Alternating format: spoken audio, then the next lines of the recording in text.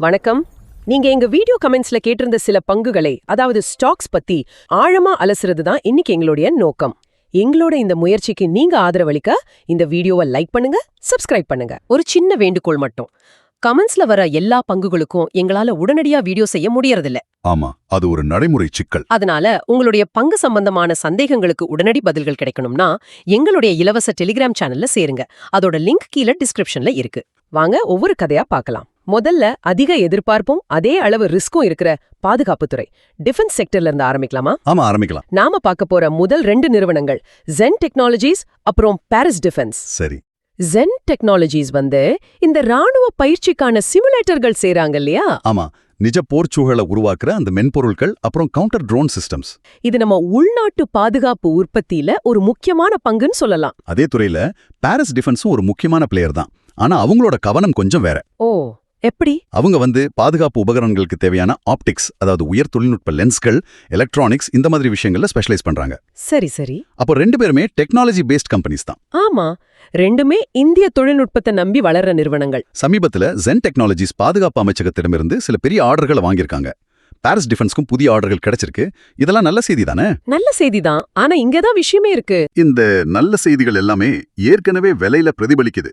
நாம வால்யூவேஷன்ல பார்த்தா இது புரியும். ஜென்னோட PE ரேஷியோ 60க்கு மேல இருக்கு. 60க்கு மேலயா? ஆமா, பாரஸோட PE ரேஷியோவோ 75க்கு மேல இருக்கு. அதாவது அந்த நிறுவனம் இப்போ சம்பாதிக்கிற வேகத்துல போனா உங்க முதலீட்டை திரும்ப எடுக்க 75 வருஷம் ஆகும். இது எதிர்காலத்துல அந்த நிறுவனம் மிக அதிவேகமா வளருங்கிற ஒரு பெரிய பந்தயம் மாதிரி. ஓகே. அப்போ இது ஒரு பெரிய எதிர்பார்ப்புல நடக்கிற வியாபாரம். சரி, ஜென் நிறுவனத்துக்கிட்ட கடன் இல்ல, 0 டெட்னு சொல்றாங்க. அதோட ROE, அதாவது ரிட்டர்ன் ஆன் ஈக்விட்டி, சுமார் 30% இருக்கு. இதெல்லாம் பெரிய பிளஸ் தானே? கண்டிப்பா, அது ரொம்ப பெரிய பிளஸ். கடன் இல்லாததும் மூலதனத்துக்கு நல்ல வருமானம் பார்க்கறதும் ஒரு வலுவான அறிகுறி. ஆனா இதுல ஒரு சிக்கல் இருக்கு. என்ன சிக்கல்? இவங்களோட வருமானம் அரசாங்கம் எப்போ ஆர்டர் கொடுக்குதோ அப்பதான் வரும். சில காலாண்டுகள்ல வருமானம் அதிகமாவும் சிலதுல குறைவாவும் இருக்கும். இத ரெவென்யூ லம்பினஸ்னு சொல்லுவாங்க. புரியுது. அந்த ஏற்ற இறக்கம் பங்கு விலையிலயும் எதிரொலிக்கும். கரெக்ட். அப்ப பாரிஸ் டிஃபென்ஸ்க்கு என்ன மாதிரியான சவால்கள் இருக்கு? பாரிஸ் டிஃபென்ஸை பொறுத்தவரை வளர்ச்சி வாய்ப்புகள் பிரகாசமா இருந்தாலும் கிடைச்ச ஆர்டர்களை சரியான நேரத்துல சரியான தரத்துல முடிச்சு கொடுக்கணும். ஆமா, அது முக்கியம். இந்த மாதிரி உயர் தொழில்நுட்ப தயாரிப்புகள்ல சின்ன தாமதம் நடந்தா கூட லாபம் அடிபடும். இத எக்ஸிகியூஷன் ரிஸ்க்னு சொல்லுவாங்க. சரி, எடுக்க தயாரா இருக்கிறவங்களுக்கு மட்டும்தான் இது பொருந்தும். ஓகே.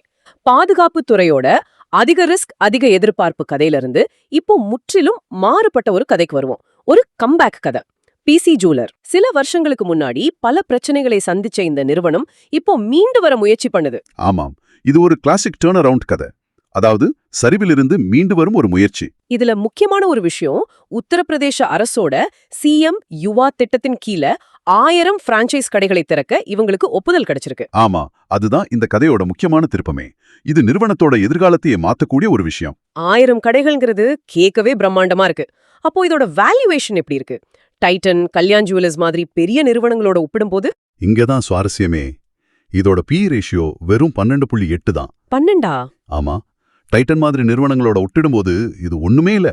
இந்த நிறுவனத்தோட பிராண்ட் வலிமையும் மற்ற பெரிய நிறுவனங்கள் அளவுக்கு இல்ல. ஒரு பக்கம் 1000 கடைகள் திறக்க போற பிரம்மாண்ட வளர்ச்சி. சரி, அனலிஸ்ட்கள் இதை எப்படி பாக்குறாங்க? அனலிஸ்ட்கள் இத பை ரேட்டிங் கொடுத்தாலும் கூடவே ஹை ரிஸ்க்னு ஒரு எச்சரிக்கை மணியும் அடிக்கிறாங்க.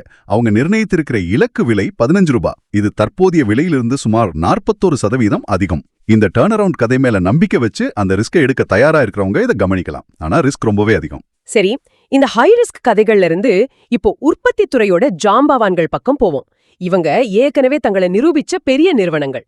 முதல்ல சம்வர்தனா மோட்டார்சன் உலக அளவுல கார்களுக்கான உதிரி பாகங்கள் தயாரிக்கிற ஒரு மாபெரும் நிறுவனம். ஆமா, இவங்க கிட்ட அடுத்த 5-6 வருஷத்துக்கு கிட்டத்தட்ட $87 பில்லியன் மதிப்புள்ள ஆர்டர்கள் கையில இருக்கு. $87 பில்லியன்? ஆமா, இது ஒரு நம்ப முடியாத அளவுக்கு பெரிய அங்கு. இது நிறுவனத்தோட எதிர்கால வருமானத்துக்கு ஒரு பெரிய உத்தரவாதம் கொடுக்குது. கேட்கவே பிரமிப்பா இருக்கு. ஆனா நான் பார்த்த ஒரு விஷயத்துல எனக்கு ஒரு முரண்பாடு தெரியுது. என்னது? ஒரு பக்கம் இவ்ளோ பெரிய ஆர்டர் புக் இருக்கு. ஆனா இன்னொரு பக்கம் நிறுவனத்தோட ப்ரொமோட்டர்கள், அதாவது உரிமையாளர்கள் கடந்த 3 வருஷத்துல தங்களோட பங்குகளை கணிசமா குறைச்சிருக்காங்க. இது ரெண்டையும் எப்படி புரிஞ்சுக்கிறது? உள்ள இருக்கிறவங்களுக்கே நம்பிக்கை இல்லையா? இதுதான் இங்க நாம கவனிக்க வேண்டிய $1 மில்லியன் கேள்வி. இது ஒரு பெரிய சிவப்பு கொடி. ஒருவேளை அந்த ஆர்டர்களோட லாப விகிதம் நாம நினைக்கிற அளவுக்கு இல்லாம இருக்கலாம். ஓஹோ. அல்லது நிறுவனம் வேற ஏதாவது சவால்களை சந்திக்கலாம். இது தவிர நிறுவனத்தோட டெட் டு ஈக்விட்டி ரேஷியோ 1.1 இருக்கு. இதையும் அவங்க குறைக்க முயற்சி பண்றாங்க. இதோட PE ரேஷியோ 69ல இருக்கு. இதுவும் கொஞ்சம் அதிகம்தான். அப்ப அனலிஸ்ட்கள் என்ன சொல்றாங்க? இந்த முரண்பாட்டை அவங்க எப்படி பாக்குறாங்க? அவங்க இத பை ரேட்டிங் கொடுத்தாலும் லாங் டேர்ம் அப்படிங்கிற வார்த்தையை சேர்க்கறாங்க. அவங்க கொடுத்திருக்கிற டார்கெட் விலை 123 ரூபாய். அது இப்போதைய விலையிலிருந்து வெறும் 2% தானே அதிகம். கரெக்ட். இது என்ன சொல்லுதுன்னா, குறுகிய காலத்துல பெரிய ஏற்றத்துக்கான வாய்ப்பு குறைவு. இந்த முரண்பாடுகளுக்கு விடை கிடைக்கிற வரைக்கும் பங்கு விலை பெரிய அளவுல நகர வாய்ப்பில்லை. சரி, அடுத்து இன்னொரு உற்பத்தித்துறை தலைவர் சுப்ரீம் இண்டஸ்ட்ரீஸ். ஆமா. பிளாஸ்டிக் பைப்புகள், ஃபர்னிச்சர்னு பிளாஸ்டிக் சம்பந்தப்பட்ட எல்லாத்துலயும் இவங்க தான் ராஜா. இவங்கள பத்தி ஒரு முக்கியமான செய்தி வந்திருக்க. ஆமா, அவங்க சமீபத்துல தங்களோட விற்பனை வளர்ச்சிக்கான வழிகாட்டுதல, அதாவது கைடன்ஸ குறைச்சிருக்காங்க. ஓ, ஏன்? சந்தையில தேவை, டிமாண்ட் கொஞ்சம் குறைவா இருக்கிறதால எதிர்பார்த்த அளவுக்கு விற்பனை இருக்காதுன்னு அவங்களே சொல்லியிருக்காங்க. இது ஒரு நெகட்டிவ் செய்தி. ஆனா இந்த நிறுவனத்தோட ஃபண்டமெண்டல்ஸ் ரொம்ப வலுவா இருக்குமே. கடன் ரொம்ப குறைவு, ROE கிட்டத்தட்ட 30% இருக்கு. உண்மைதான், நிதி நிலைமை ரொம்ப வலுவா இருக்கு. ஆனா அதையும் மீறி வளர்ச்சி குறையுதுன்னா ஒட்டுமொத்த பொருளாதாரத்திலையும் தேவை குறைஞ்சிருக்குன்னு அர்த்தம். இதோட PE ரேஷியோ 50க்கு மேல இருக்கு. இதுவும் ஒரு பிரீமியம் வேல்யூவேஷன் தான். இதுல சுவாரஸ்யமான விஷயம் என்னன்னா, DIAகள், அதாவது உள்நாட்டு மியூச்சுவல் ஃபண்ட், இன்சூரன்ஸ் நிறுவனங்கள் இந்த சரிவை பயன்படுத்தி பங்குகளை வாங்கியிருக்காங்கன்னு சொல்றாங்களே. ஆமா, அவங்க இதை ஒரு வாய்ப்பா பாக்குறாங்க. அப்போ அவங்க தீர்க்க காலத்துல இது மீண்டு வரும்னு நம்புறாங்களா? அனலிஸ்டுகளோட பார்வை என்ன? அனலிஸ்டுகள் இத ஹோல்டுன்னு மதிப்பிடுறாங்க. புதுசா வாங்கவும் வேணாம், விற்கவும் வேணாம், கையில இருந்தா வச்சுக்கலாம்னு சொல்றாங்க. அவங்க கொடுத்திருக்கிற இலக்கு விலை 4264 ரூபாய். சந்தையில தேவை மீண்டும் அதிகரிக்கும் வரைக்கும் காத்திருப்பது நல்லதுங்கிறது தான் இதோட சுருக்கம். ஓகே, இப்போ பெரிய நிறுவனங்களிலிருந்து தங்களுக்குள்ள ஒரு தனி உலகத்தை உருவாக்குன சில நீஷ் பிளேயர்ஸ பார்க்கலாம். சரி. முதல்ல அயோன் எக்ஸ்சேஞ்ச். இவங்க தண்ணீர் மற்றும் கழிவு நீர் சுத்திகரிப்புல நிபுணர்கள். அடுத்து கோ ஃபேஷன், அதாவது கோ கலர்ஸ் பிராண்ட். கடைசியா டேனிஷ் பவர், ஒரு SME நிறுவனம். இந்த மாதிரி நீஷ் நிறுவனங்கள்ல ஒரு தனித்துவம் இருக்கு. அயோன் எக்ஸ்சேஞ்ச் எடுத்துக்கிட்டா தண்ணீருங்கிறது ஒரு அத்தியாவசிய தேவை. அதனால இவங்க பிசினஸ்க்கு எப்பவும் தேவை இருக்கும். இதோட PE ரேஷியோ 24.2. அது ஒரு நியாயமான விலையா தெரியுது. ஆமா, கடனும் குறைவு. ஆனா சமீபத்திய காலாண்டு முடிவுகள்ல அவங்களோட லாப விகிதம், அதாவது மார்ஜின் குறைஞ்சிருக்குன்னு சொல்லியிருக்காங்க. அந்த மார்ஜின் ஏன் குறைஞ்சது? அது மீண்டு வேண வாய்ப்பு இருக்கா?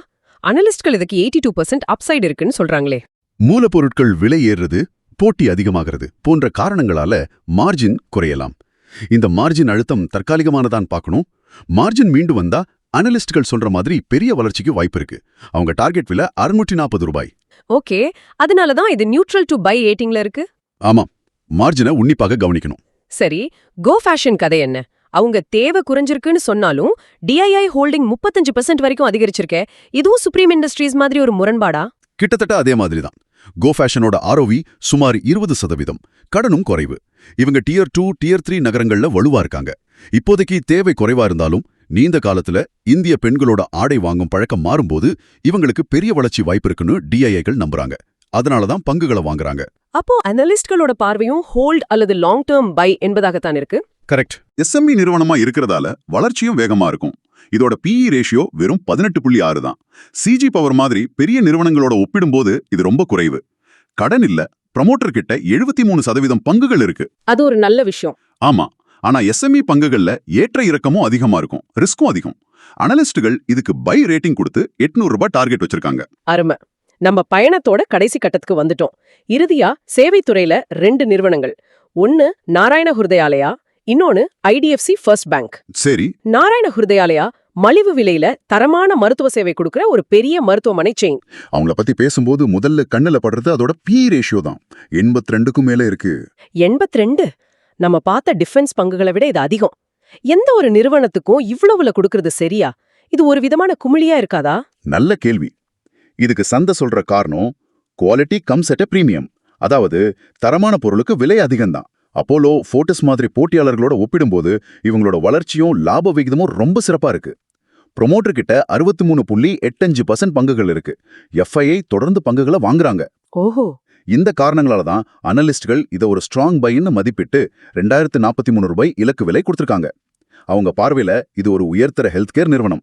ஆனா நீங்க சொல்ற மாதிரி இந்த விலையில சின்னதா ஒரு ஏமாற்றம் வந்தா கூட பெரிய சரிவு வர வாய்ப்பு இருக்கு. சரி, இப்போ IDFC ஃபர்ஸ்ட் பேங்க். இதுல சுவாரஸ்யமான விஷயம் என்னன்னா, இணைப்புக்கு பிறகு இந்த வங்கிக்கு ப்ரொமோட்டர்களே இல்ல. ஒரு நிறுவனத்துக்கு உரிமையாளரே இல்லைன்னா அதை எப்படி பாக்குறது? ப்ரொமோட்டர் இல்லாதது ஒரு 2 பக்க கத்தி மாதிரி. இது நிறுவனத்தை நிபுணர்கள் நிர்வகிக்கிற ஒரு அமைப்பா மாத்துது. முடிவுகள்ல தனிநபர் ஆதிக்கம் இருக்காது. இது நல்லது.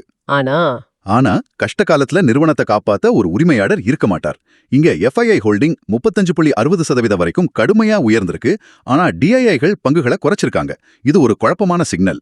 இதோட வேல்யூவேஷன் எப்படி இருக்கு மத்த வங்கிகளோட ஒப்பிடும்போது? இதோட PE ரேஷியோ 48.5. மற்ற பெரிய தனியார் வங்கிகளை விட இது ரொம்ப அதிகம். ரீட்டைல் வங்கியில மிக முக்கியமான விஷயம் ஆசெட் குவாலிட்டி. கொடுத்த கடன்கள் ஒழுங்கா திரும்பி வருதாங்கிறது. ஆமா, இத ரொம்ப உன்னிப்பாக கண்காணிக்கணும்னு அனலிஸ்டுகள் சொல்றாங்க. அதனால தான் இதுக்கு நியூட்ரல் ரேட்டிங் கொடுத்து ₹82 டார்கெட் விலை கொடுத்திருக்காங்க. இப்போதைக்கு பெரிய அப்சைடு இல்ல. அப்போ அசெட் குவாலிட்டி மேம்பட்டா எதிர்காலத்துல இது ஒரு நல்ல வாய்ப்பா அமையலாம். கண்டிப்பா. ஒவ்வொன்னுலயும் இருக்கிற வாய்ப்புகளும் சவால்களும் உங்களுக்கு புரிஞ்சிருக்கணும்னு நம்புறேன். அடுத்து நான் எந்த பங்கு அனலைஸ் செய்ய வேண்டும் என்பதை கமெண்ட்ஸ்ல சொல்லுங்க. இந்த வீடியோவை பார்த்ததற்கு நன்றி. இந்த டாபிக் பற்றிய உங்கள் எண்ணங்களை கமெண்ட்ஸ்ல பகிர்ந்து கொள்ளுங்க. இது கல்வி நோக்கங்களுக்காக மட்டுமே.